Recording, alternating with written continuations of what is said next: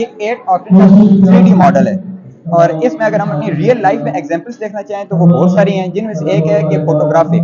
जब हम फोटोग्राफिक में देखा जाए तो वो प्रोजेक्शन हमारी इस तरह लेते हैं फोटो में कि हमारी प्रोजेक्शन बिल्कुल जीरो की इक्वल आ जाए, क्योंकि अगर जीरो नहीं होगी तो वो अपना प्रोजेक्शन देगी, वो साया देगी, तो फोटो हमारी उसमें नहीं क्लियर आएगी। तो वैसे इसी तरह हमारी जिंदगी में इसके बहुत सी एग्जांपल्स हैं और हमारी जो ये अर्थ है, हमारा स्फीयर है, ये सारा 3D मॉडल है। ये मॉडल है 8 ऑक्टेन का 3 डायमेंशंस में।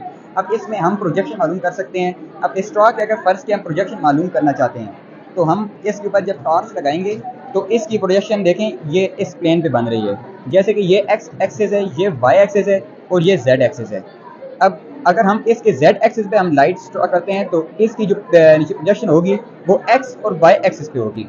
तो अगर हम इसको हम चाहते हैं कि हम इसको यहाँ से हम लाइट लगाएं तो इसकी जो प्रोजेक्शन होगी वो एक्स एक्सिस और जेड एक्सिस पे होगी। क्यों होगी? क्योंकि हमने लाइट को वाई एक्सिस पे रखा हुआ है। तो अगर हम कहते हैं कि इस लाइट को हम एक्स एक्सिस पे रखें तो इसकी प्रोजेक्शन देखें कि वाई एक्सिस पे और इसकी प्रोजेक्शन जेड एक्सिस पे होगी।